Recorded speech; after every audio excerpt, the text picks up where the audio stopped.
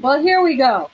I'm really excited about today's show because I'm bringing to you Dr. Allan Magaziner. Now, if you notice, when you open my book, A New Way to Age, who's the first doctor's interview that's there? Dr. Magaziner. Ladies and gentlemen, this is Dr. Allan Magaziner. Hi, everybody. It's a pleasure to be here. Dr. Magaziner is one of the movers and shakers, and I would say probably what you said to me in the interview was that you got a lot of your initial training from Dr. Jonathan Wright. Yes. And I always say Dr. Wright is always right. He's one of these doctors who reads and reads and reads and reads. And I wrote him one day and I said, I have spots. I have spots on my hands. And I hate them. And what are they? He goes, well, you're probably missing bilberry and hawthorn. I said, most likely I'm missing bilberry and hawthorn. So I took bilberry and hawthorn and my spots went away. That's what I love about this medicine. Is that what you would have suggested? Exactly. Jonathan is wonderful. He was my mentor. I trained from him for a whole year outside of Seattle, Washington when I was just out of medical school. He's fantastic. And so I got a lot of my knowledge from him, and there's great utility of using these different herbs. You just mentioned, a use for them, and there's so many other uses as well for hawthorn and bilberry. Great for the eyes, good for blood pressure. It's fantastic. Yeah. You are unique in this field in that you started out wanting to be this kind of doctor. One big foot in allopathic and then another bigger foot in alternative. I would say your biggest foot is an alternative, would you? Absolutely. No, that's what I do. I don't really do conventional medicine anymore at all. Yeah. And everything I do is geared towards alternatives and complementary or functional medicine. And I heard you on a podcast recently talking about cancer. And what you were saying in that interview kind of blew my mind. Did I hear you say, I could have got this wrong, that 42% of Americans have cancer? They will be diagnosed with cancer at some point in their lifetime. So they may not have it yet or right now, but as we get older and older, chances are 45% of us will be diagnosed with some form of cancer in our lifetime, which is astronomical and it's an astounding number. Yes. So it seems to me that cancer right now is an epidemic. I mean, every day I'm hearing about somebody. What's going on? Well, I think that there's so many insults that are occurring from our environment and from our food supply. And we are living a huge experiment right now, really. I mean, our body's not meant to eat, milkshakes from McDonald's or other fast food places. Right. Our body is not meant to be exposed to all these herbicides and pesticides and everything else that we're being exposed to. When you and I were growing up, we didn't drink out of plastic containers, the single-use plastics. We drank out of glass bottles. So that's just another little example, but we're exposed to things today that never existed back 50 and 60 years ago, and now we're starting to see the ill effects of it. Yeah, the chickens have come home to roost. I get a lot of calls. I can imagine what you get because you're a doctor. I'm not even a doctor, and I get calls every week from people who are terrified. And usually what I get is those who've gone through standard of care and now want to go to a doctor like you. Please, I implore you to tell them why it would behoove them to do it the other way around. Yeah. Well, the first thing we need to do is do our best to prevent cancer in the first place. Correct. It's not the easiest thing in today's world because we're exposed to things we have very little control over sometimes. Right. But on top of that, there's so much we can do to keep the body healthy with natural means. And when we're dealing with cancer, too, I believe very strongly that we need to support the body if we're going to decide and elect to have and receive chemotherapy and or radiation, because those things are pretty toxic. And they also suppress the immune system. They suppress what's called our mitochondria, which are so important for the energies of our cell. There's so much more to it. But when we use natural therapies along, or some patients might use it completely in place of the toxic therapies, we have found that the results are much better, believe it or not. And that's hard to understand because the average person is just told, hey, you have cancer right away, you got to get on chemo radiation. And we do have many patients who receive chemo and radiation, but we support their body at the same time. So they have much better outcomes, they have longer lives, and also, most importantly, they have less side effects from the chemo and they have more vitality and greater quality of life, which is an area that's not addressed enough, in my opinion, in conventional settings. The quality of life is crucial. I just read a really interesting book about curcumin. What are your feelings about curcumin? Terrific. It's one of the most well-studied, well-documented, well-researched herbals that are out there, not only in the United States, but worldwide, and it's been around for years. There's probably over 10,000 papers that have been published on the benefits of curcumin. Indian population has been using it for many, many years, and it's come into the United States much more now, too, in the last 10 and 15 years. But it's extremely variable and wide range in what it can help us with. I mean, whether you have heart disease, believe it or not, it can help with that. It can help as a great anti-inflammatory.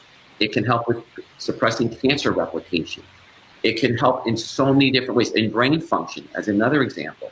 And if people just Google, for example, curcumin and put in almost any disease you've heard of, you'll probably find some research that shows some benefit with curcumin. What I found was interesting reading about curcumin is that turmeric is the spice. Right. Curcumin is the medicine within the spice. Mm-hmm. So it's really, I had not ever understood, relationships. Yeah. But it seems to me the better choice would be curcumin. Well, that's really what we recommend. Yeah, I mean, from a therapeutic standpoint, as a physician, that's generally what we recommend, is using fairly good doses and sometimes 2,000 or 3,000 milligrams of curcumin. And by the way, for cancer cases, I go much higher than that. I go to 6,000, sometimes 8,000 milligrams a day. Mm-hmm. But I mean, for everyday use, I think it's a great thing. Just 500 to 1,000 milligrams a day as a preventive measure is terrific. And certainly you can use turmeric in your foods. So turmeric has many components in it, and one of them, which, as you just said, is curcumin. But there's other components in the turmeric that are also healthy and beneficial for us too. But from a physician standpoint, I often will prescribe curcumin, and there's different types, by the way, and some are more absorbable than others, and there's still a debate as to which is the best one. But it is a fairly well-absorbed substance and well-studied, as I said, and we've seen some fantastic results with it. Which brand do you think is the best? I don't sell curcumin. I don't like to give brands, but the generic term that I use is called the BCN95 type. And you so that's sell curcumin. What's that? You do sell curcumin. That's right. I sell curcumin. I know, but what I'm saying is I sell like different brands of it. So what I'm saying is, from a generic standpoint, what I like is the type, is the small print on a label that will say BCN95. We have found that's one of the more absorbable forms and one of the most effective forms. Have you ever heard of a medicine called fenbendazole? Yes, fenbendazole, yep, and mebendazole and a few of those others. Yeah. Wow. So this gets us into an area. So this is really interesting. There's a group of drugs now. It's called the repurposing of pharmaceuticals, repurposing of drugs. Fenbendazole is one of them. And what they have found is that some of the drugs that were used, licensed, and approved for other purposes, like many years ago, now may have a new use. And the new use being it may actually help against cancer cell replication and help reduce tumor growth. So one of the ones you just mentioned is actually an anti-parasitic drug. And the one you said, fenbendazole, is actually used mostly in the veterinarian world. But the one that's more commonly used in the human world is called mebendazole. It's actually basically the same drug. Thing, right. Same thing. Well, you can tell it's dog worming medicine. Exactly. So I think part of the theory there, by the way, is that parasites might account for a certain percentage of all the cancers out there, by the way. Yeah. So it's not just, that's one you mentioned, fenbendazole. And in my practice, I use probably 5 to 10 different medicines periodically that are called repurposed, meaning they're used for another purpose at this point, even though they were designed for another purpose originally, and they were FDA approved. And one another is called metformin, for example. And metformin was used initially, still is used and approved for diabetics. But now we're finding it may have some utility and benefit for cancer and other things as well. So yeah, there's some amazing drugs out there that might be beneficial for us that we never realized before. It's a whole new area that the traditional doctors have never heard about yet. I went round and round with Bill Falloon about metformin because I like to live a completely non-drug life, but yes, I'm now a believer in metformin. I really think that if of the drugs out there, that's one that's a good one. Right. But the fenbendazole, for those who, it's called FENBENZADOLE. The paper by Dr. David Williams was very compelling. the stats, how it worked with cancer. So I was telling that to someone. They said, "Well, that's crazy taking dog worming medicine." I went, "Whoa, wait a minute." It's not crazy to take chemical poison, but it is crazy to take dog worming medicine. I don't know. They both sound crazy. For my taste, I'd go to the dog worming medicine before I go to chemical poison myself. But that's the way I am.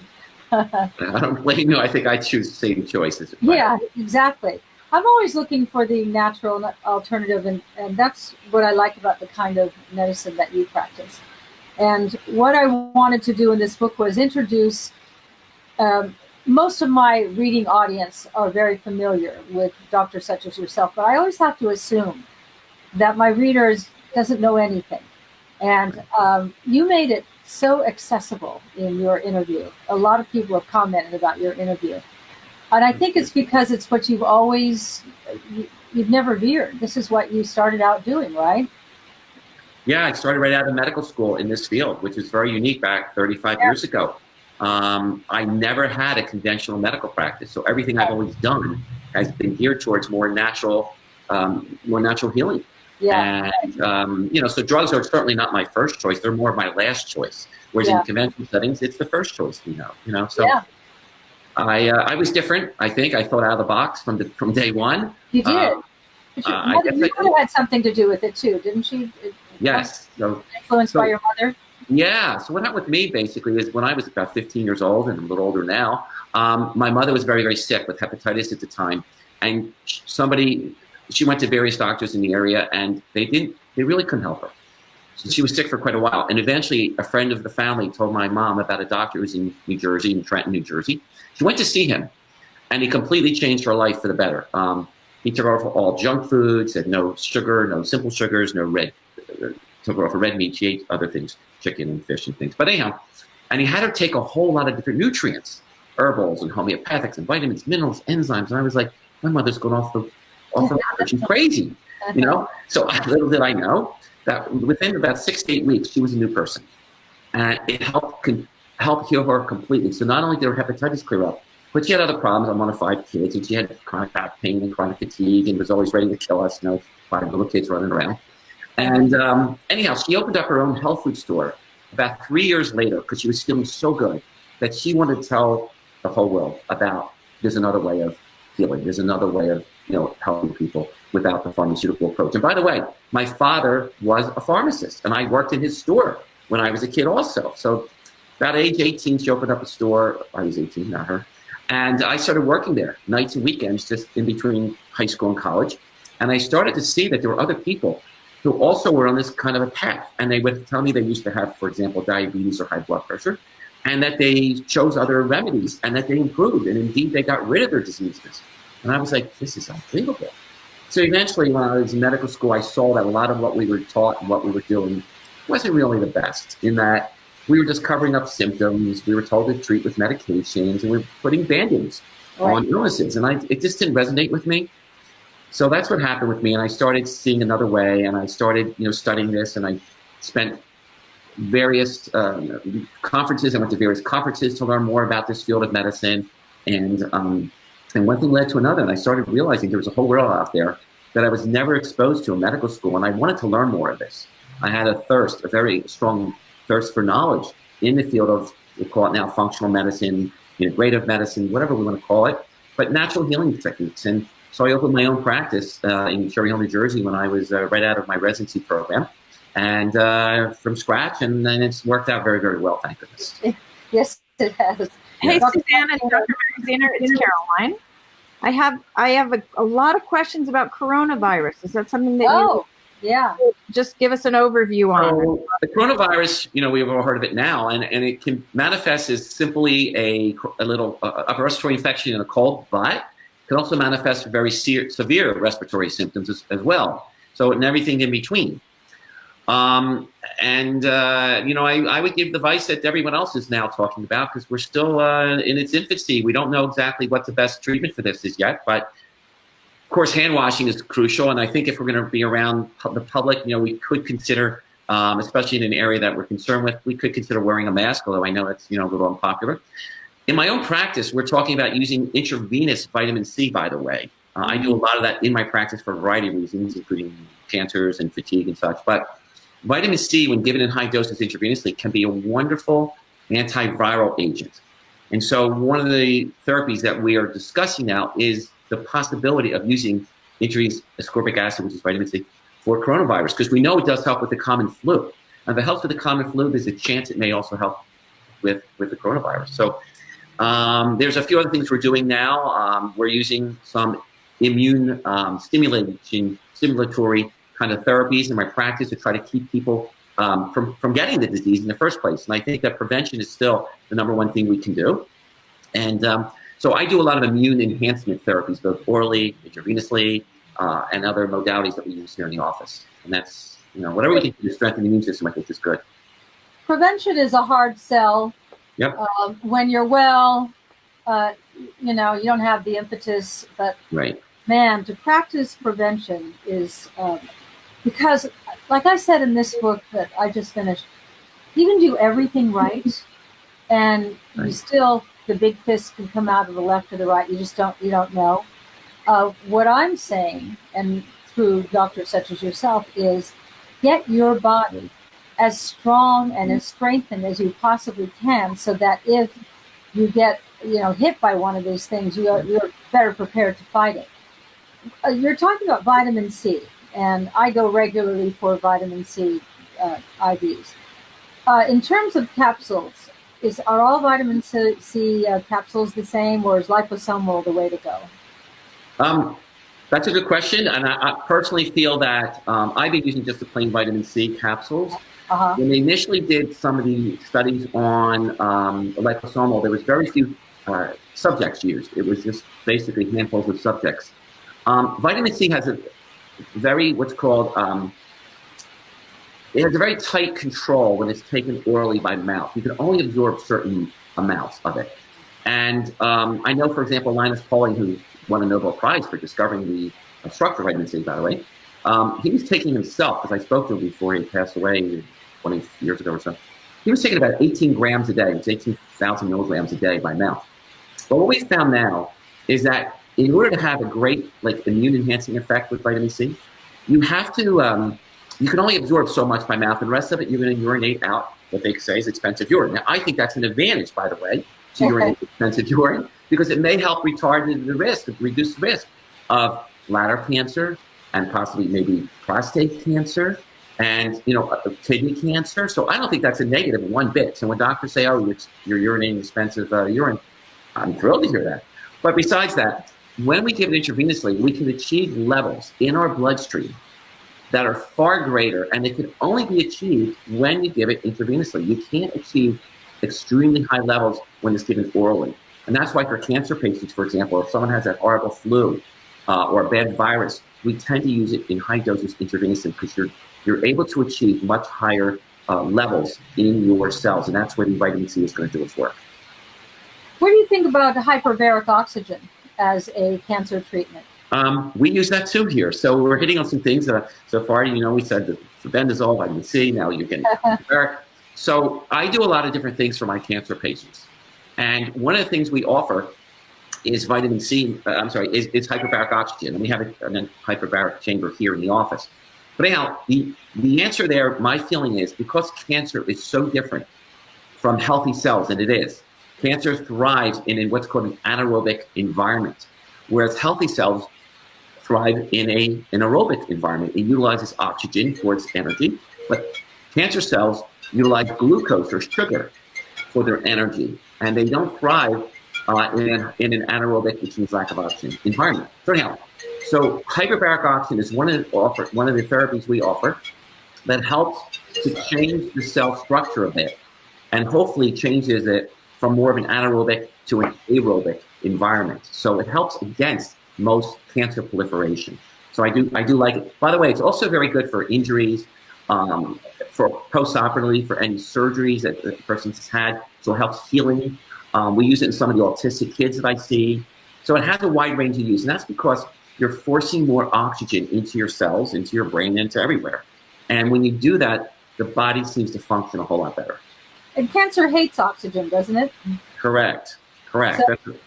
So I would think you get into a hyperbaric oxygen tank, your cancer is not going to be too happy being in there. No, the cells do not like oxygen, the cancer cells. The healthy cells love oxygen. Yeah, right. But our cancer cells don't like it at all. Right. And this was discovered by a Dr. Warburg back in 1931.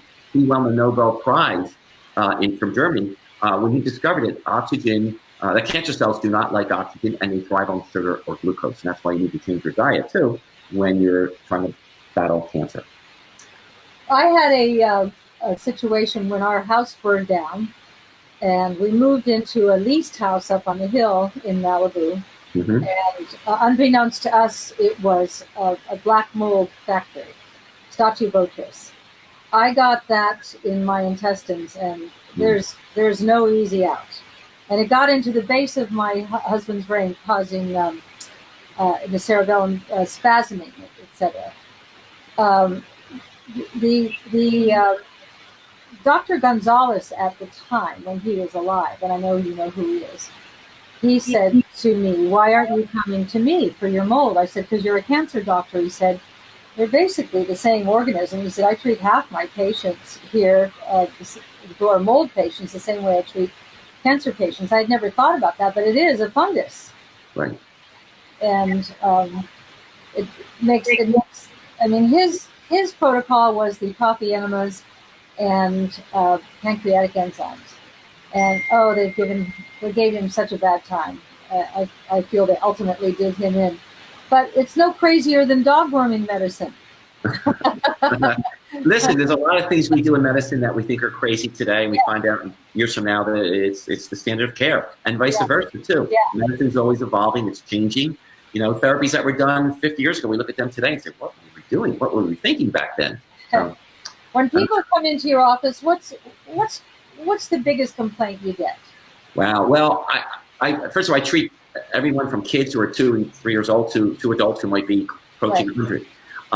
And I think some of the most common things we see, number one, cancer is a big condition, a big problem today. Obviously, we already talked about the fact that maybe 40-something% of the patients may be diagnosed with cancer at some point. But also, I deal a lot with chronic fatigue and fibromyalgia, and now autoimmune diseases. They've been doubling in our society every 15 years. So there's so much autoimmune thyroiditis, called Hashimoto's. There's Crohn's disease, ulcerative colitis, rheumatoid arthritis. I see all those things because they're so prevalent, and the therapies for these are so toxic. The other areas that I see a lot of, number one, is varying forms of heart disease, whether it be heart disease itself, but also high blood pressure, diabetes. It's rampant today in our society. The diabetics are increasing greatly, unfortunately, because people are getting heavier and heavier, exercising some less and less, but we're eating the wrong foods. So diabetes is increasing greatly. And the next area is growing, unfortunately, too quickly, and that's dementia and brain degeneration. Yeah. And so I see a lot of that, and I also work with patients on that. And we need to get that early. We need to get all these things early before it really snowballs. But everything you just mentioned, to me, starts in the GI tract. Mm-hmm. Your autoimmune diseases, your the initials. Kids now brag about their initials. I'm sure you've heard it. I've got ADD and OCD. And you're talking about dementia. But all of that is from chemicals coming in through the 3 portals, whether it be through skincare, or the air you breathe, or the food you eat. Getting into the GI tract, eating through the barrier wall, leaking out into the GI tract, and then going on a rampage. The fattiest, they want fatty organs, the fattiest being the brain. So when you explain to people that the chemicals get up in the brain, and the brain actually has to move over, shrink a little bit to make more room for the more chemicals, it sure explains why baby boomers now have a 50% increased risk of Alzheimer's, and baby boomers with diabetes have an additional increased risk. Well, it's the chemicals, isn't it? Yeah, so there are over 85,000 chemicals in production today. That's how many there are, and it's growing every year. And most of these chemicals, number one, have never been tested for various toxicities that we're discussing here, such as brain toxicity, which is neurotoxicity and neurodegeneration.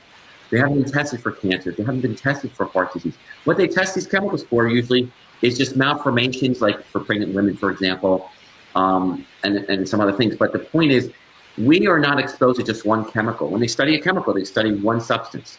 But we're exposed to a whole, I call it a chemical soup. We're exposed to 20, 50, 100 at one time.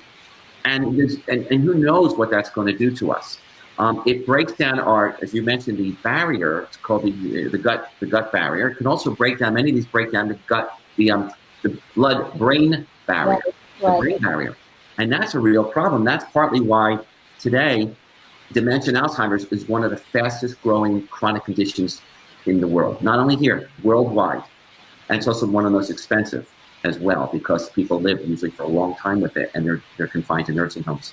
So it's so tragic for the patient, tragic for the family. I mean, I often think of President Reagan, who in the end of his life didn't know who he had been and who he was. And it steals the life of that person. Absolutely. So anyhow, so the chemicals play a major role. And what it does is, you alluded to, it breaks down the GI tract barrier. And in doing so, that causes more cellular inflammation. And there is a connection between our gut and our brain.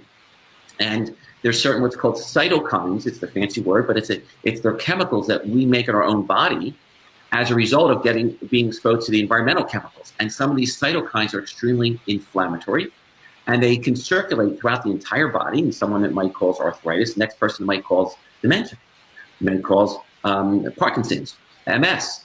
So depending on where it decides to deposit and what kind of inflammation is going on in the world, in our bodies, could determine in part what diseases we develop.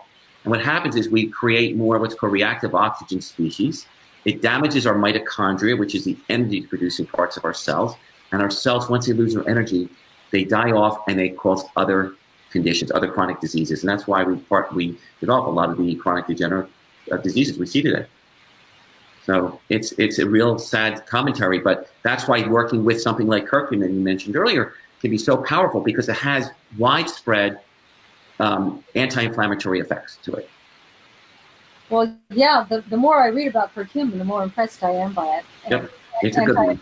Suzanne and Dr. Magaziner, excuse me, Karen has a question. She said, so many chemicals, so what's the answer? Well, so move to Mars. Being aware of the fact, and then number two, what can you do? So you have to take it upon yourself, and everyone around you, hopefully, to use less chemicals on your body, for example. So Suzanne sells a line. Suzanne sells Suzanne Organics. They're great products because they don't have all the chemicals in there. They're biodegradable. They're environmentally friendly. They're organic. So that's just one example how, the average woman, by the way, has been found to put 160 chemicals on her body every day of the week through makeup, skincare, deodorants, shampoos, conditioners, whatever. Males, it's about 90 chemicals on his body every day. And if you do that for the next, for 80 and 90 years, you're going to be in trouble. Yeah, you are going to be in trouble. So that's one thing. And of course, even using household chemicals, without naming names, but we should use, once again, the biodegradable types and not the ones that are high in what's called the toxic hydrocarbons. So there are things you can do in your own life. And be careful, if you're buying paint to paint your living room, try to buy some of the more environmentally friendly paints and ventilate your rooms, ventilate your house. Everything Dr. Magaziner is telling you right now is so important. If you want to thrive and survive, you've got to make some choices. And we're faced with choices every single day, all day long.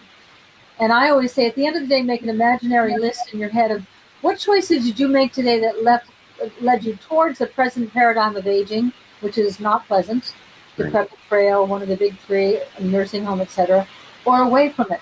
Because we are more in charge than we know.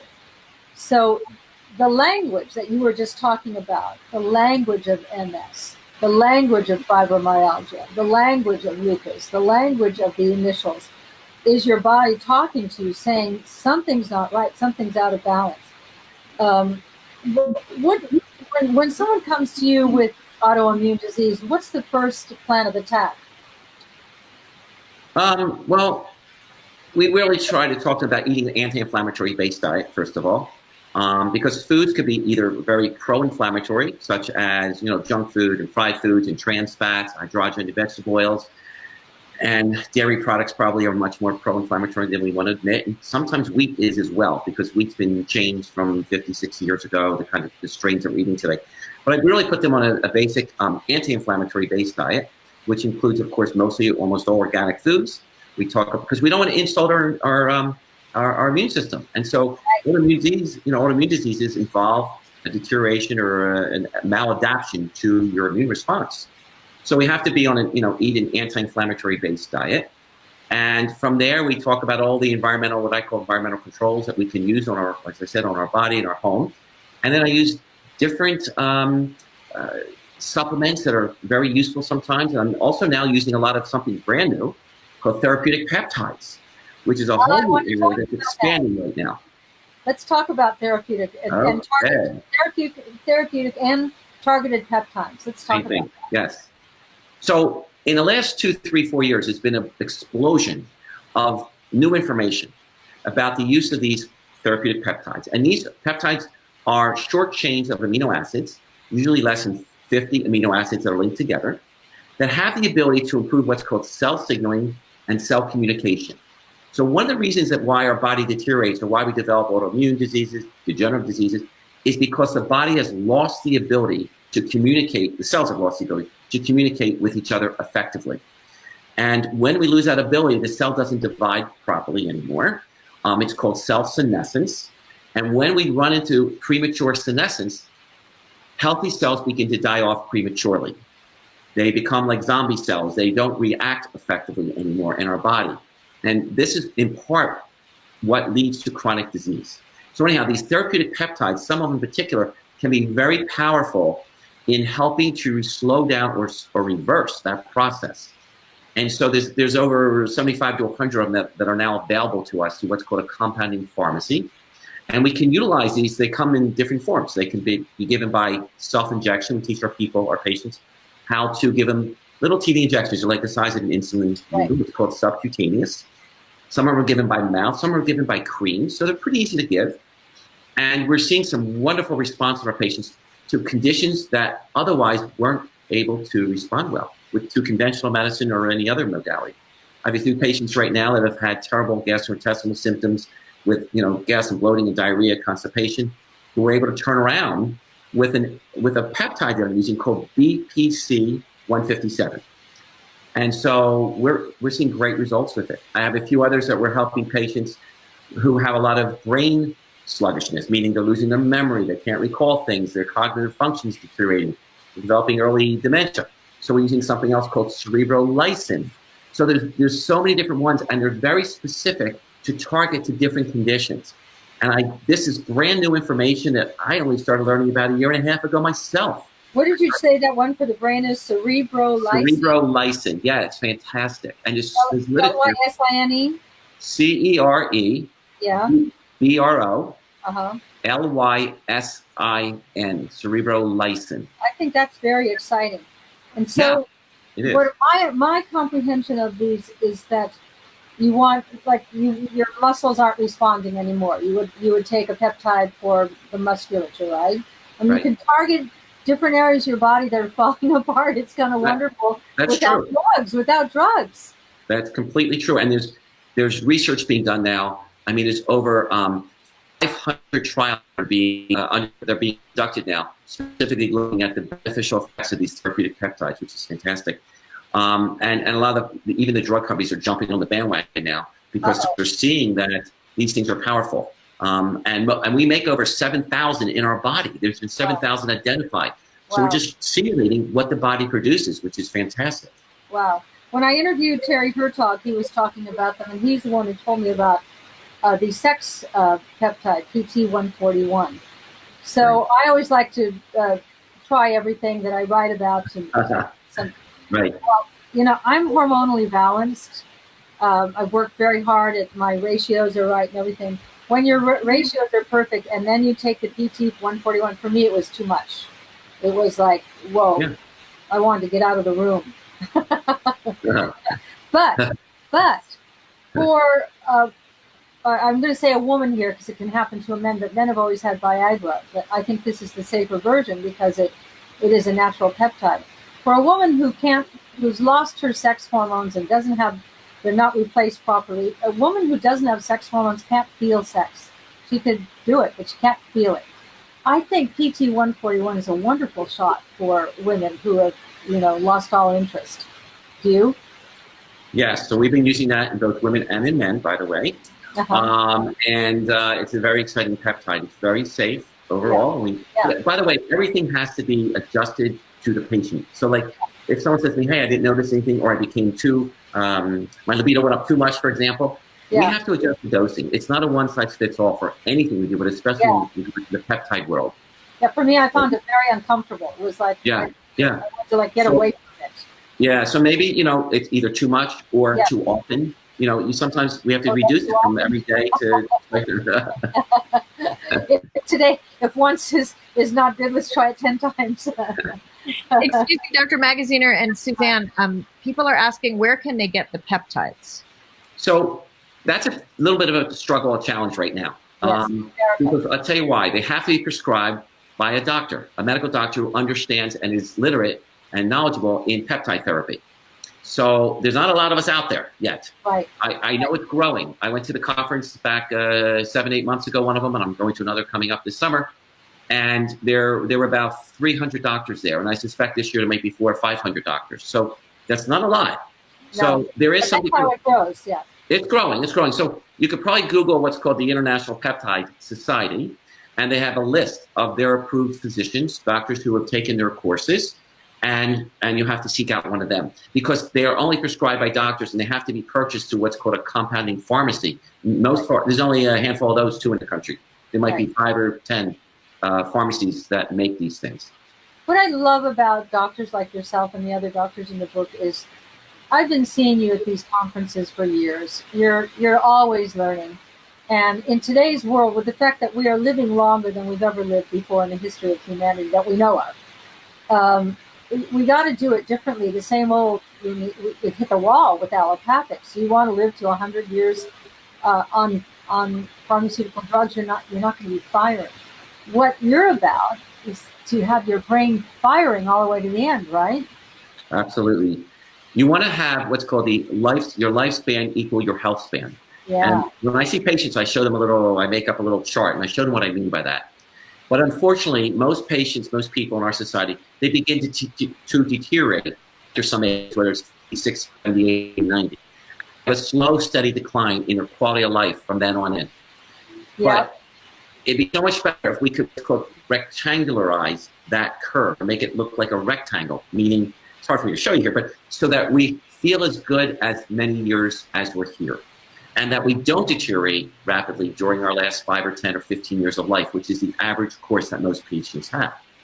So there's, that's why prevention, and that's why all the things you talk about in your book, by the way, it was fantastic. I read the whole thing myself, of course, not only my chapter. Thank you. And I loved what I was reading. I actually took notes on it, Suzanne, because I learned a lot of information from it. So happy. I go into these books as a blank slate. It's always interesting to me what emerges. And one thing that emerged, you just said about cellular senescence, and I had never heard of Cetolytics before writing this book. Cetolytics. Do you want to explain what Cetolytics are? Yeah, they're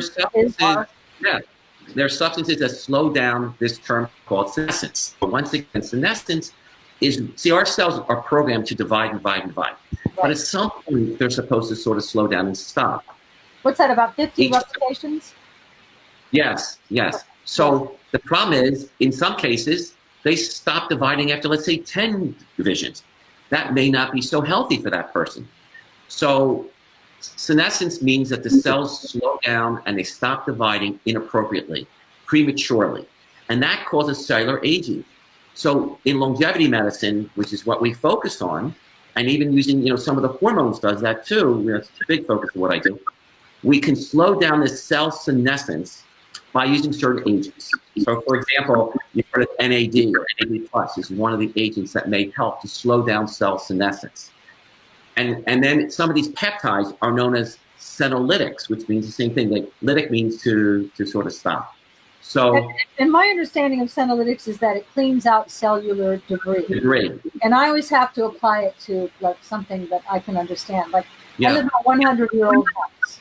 And the oleander is always growing into the pipes, and the pipes get clogged up and mucked up, and then I've got to have the Roto-Rooter man come, and he cleans out all the pipes, and then the water runs through, and then my house is working better. Sure. Same things happen with our cells, right? We get older, and we develop gunk in our cells. Absolutely. And So Cetolytics helps slow down the aging process, basically. And it's a capsule that you take once a week. So it could be a capsule. Those are natural supplement forms of Cetolytics, but also there's some peptides that help with that as well. And there's some other intravenous things that we sometimes use that also have some senolytic properties to them too. Now with NAD, nicotinamide adenine dinucleotide, are you impressed? Very, very, as always. You can do capsule, but then I've heard of 5 and 6 hour IVs. Why would someone do that? Well, the absorption is probably far greater, especially for those people that may have gastrointestinal problems. So many people we see have, ulcerative colitis, Crohn's disease, diarrhea. You mentioned leaky gut syndrome. These people may not absorb that well and therefore utilize their supplements as well as we'd like. So some of these people, we can give this intravenously, and it's supposed to have a greater effect. But I mean, for the everyday person, the person out there, they can certainly start with an oral form. Absolutely. Yeah. Hey guys, may I jump in for a minute? When you were on the peptide question, we had several people who wanted to understand the difference between marine collagen peptides and the types of peptides that you were talking about. So these peptides are very specific, and they've worked out the physiology and the mechanism of action of how they actually work. But they're very specific in their mode of action, basically. And they're very, they can be utilized for certain conditions, certain diseases, very specifically. They also have a lot of research behind them, specifically with clinical trials, which is great. There's one I love there's one peptide called thymosin alpha-1 that has lots and lots of clinical trials in regard to autoimmune disease, hepatitis B and C, sepsis, Crohn's disease, also colitis, Hashimoto's thyroiditis. So these things have been found to be extremely helpful. And I can't make those statements with a marine peptide of sorts, because it just doesn't have the research behind it. It doesn't have the quality control behind it. These things have been worked out very clearly. You know exactly what's in them, what fractions of amino acids are being used, and their mechanism of action.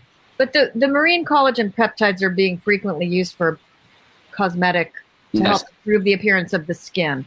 So I think that's what she was asking. Yes. The types that you're talking about are not to help improve skin, therefore. Well, there are some that's used for skin, however.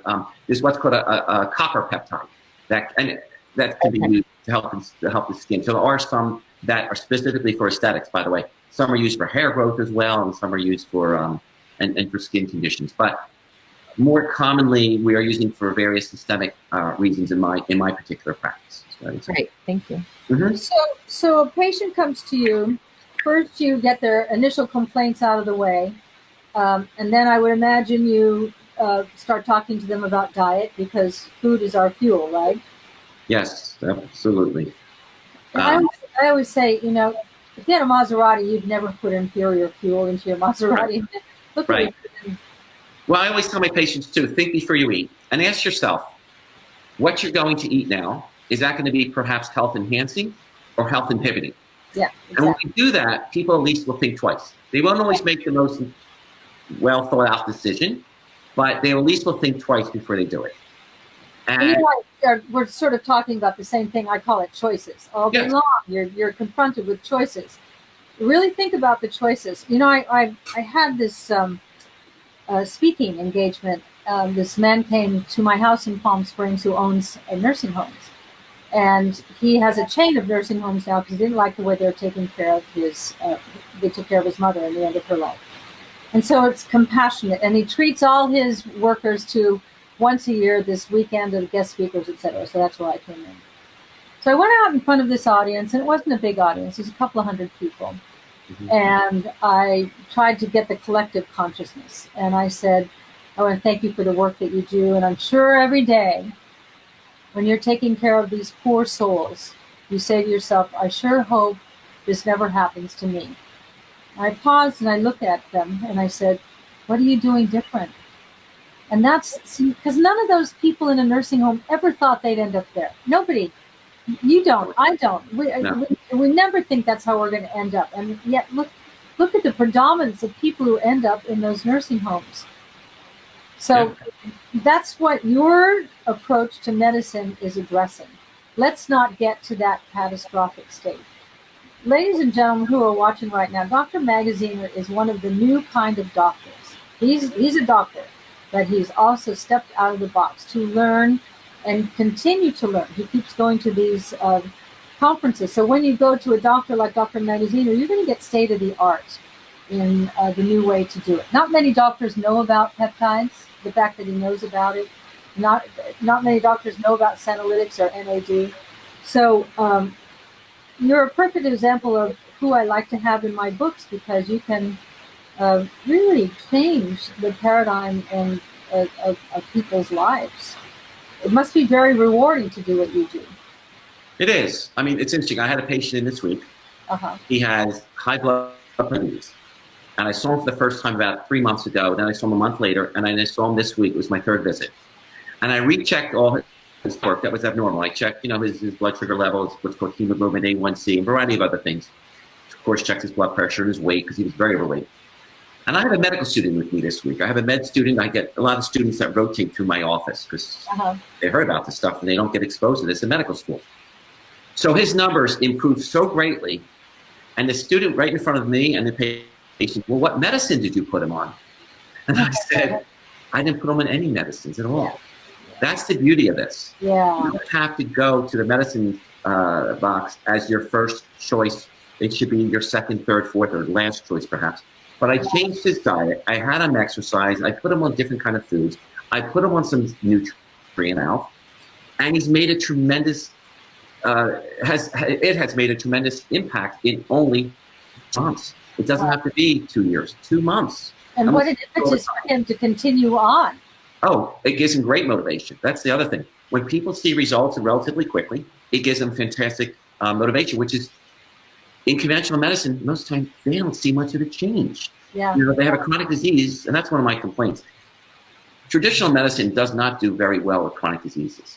No. If, God forbid, I was in a car accident, I had a stroke, I would run to the traditional hospital in my area as quickly as I can get there. Yeah. Okay? But if I'm somebody that's battling a chronic illness, our current medical model, in my opinion, is not the best for that purpose, because it's not going to get at the root cause. And unless you get to the root causes, you probably reverse that disease. I agree. Yep. Now, Dr. Magaziner, a lot of people are asking if you could tell us where your office is. I am in Cherry Hill. Yeah, it's in Cherry Hill, New Jersey, which is about 15 minutes from Philadelphia, about 90 minutes from New York City. So it's a suburb outside of Philadelphia on the other Cherry Hill. And what people need to understand is, with a doctor like Dr. Magaziner, the most important visit is that first visit, wouldn't you say? By law. That's when you do your whole intake with your patients and get to know them well and get to understand what they're feeling. Sure. And then after that, it's phone calls and lab work. And I remember when I first started in this kind of medicine, I would call my endocrinologist at the time and I'd say, okay, you told me to, but my leg itches. and she'd say, what are your stresses this week? Because that's that language again. The brain's trying to tell us all the time. We rarely listen, but when you listen, you can, that's prevention. You can get ahead of it. Sure. It's very, yes. They taught us in medical school, they said, listen to your patient. And if you listen well enough, they'll tell you what's wrong and they'll tell you how to fix it as well. The body gives us a lot of information. And a lot of doctors, I feel, don't spend enough also in listening to their patients. They're there, they're hearing, but they're not always listening. I agree. And that's the beauty of a doctor like you. Thank you. I've always admired the work that you've been doing. You've always been there. And I was so happy to present you in this book. Is there anything you'd like to say to wrap up to all these people who have so many? We've been answering questions, but we'll get back to your questions after and answer them on Facebook. Here's one. Yeah. People would like to know if you have a resource for finding other doctors on other coasts. Yes, in the back of the book, I do. What I tried to do, like with Dr. Magaziner, he can cover that New York area. I send a lot of New Yorkers to Dr. Magaziner because it's not that far to go to Cherry Hill, is it? No, an hour and a half. That's it. Right. Not far. Right. He's worth it. I hope so. Now, wait till you're inundated. And we do have foreverhealth.com that still has a number of doctor resources. Yeah, exactly.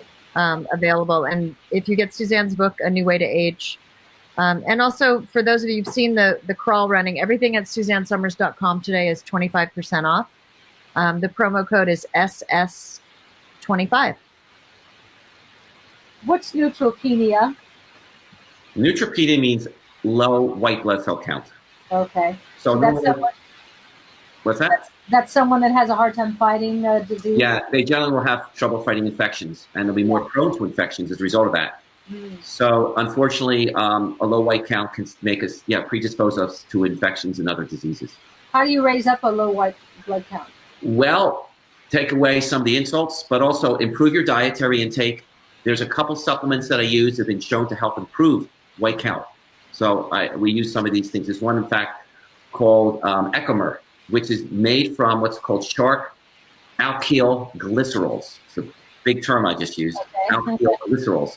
But that's been one that I've had some success with boosting the white cell count, because there's not a lot you can do with it. There's no real medicine to boost it too much. I mean, you use certain very strong potent medicines for that when people have AIDS or something. But for the everyday person, I've been using a lot of alkyl glycerols, vitamin C, and a few other agents too. Well, what I've said all along on this book tour is that I know most people are most comfortable with allopathic medicine, meaning here's the problem doctor, and the doctor says, here's the drug for that problem. And I know that's where people feel safe and it's not radical. But if you're like me, if you're like Dr. Magaziner, and you would rather go natural first, because you can always go back to allopathic, but usually it's hard to go in the other direction. He's the doctor for you. This is the book for you. This is the ship that we're talking about. That's the ocean liner that's been turning around for 25 years now, and I think we're starting to see the other side of the ocean now. I'm excited about it. We both have Suzanne, I could just ask one question. Eileen had this question, and it's actually a personal question for me too, because I have a family member who's dealing with cancer and is in chemotherapy right now, and she was advised by her doctors not to take any supplements, to stop taking everything because it can counteract the chemo. And I said, well, did you ask specifically? Because just to say all supplements, that seems like a lot. So, and Eileen has this question too. So can you expand on that a bit? Yeah, unfortunately, it's a very common question I get asked, and I answer that as I will now. So first of all, I will tell you that 90% of conventional doctors, including oncologists, have very little knowledge and very little interest, first of all, in nutrition, and very little interest and knowledge in supplements. There is no good documentation to say or to show that most of these supplements will interfere with standard chemotherapy. And in fact, there's a Dr. Kedar Prasad. Dr. Prasad has written a whole book dispelling the myth that nutrients and supplements will interfere with traditional chemotherapy treatments. He has published many papers on that as well. And in fact, in regard to intravenous vitamin C and other intravenous things that we use here, there's absolute evidence showing that most of the time, the C will help to work synergistically, will work along with standard of care chemotherapy, believe it or not. It actually helps reduce the side effects and helps it to work more effectively, even though we're all told don't take it.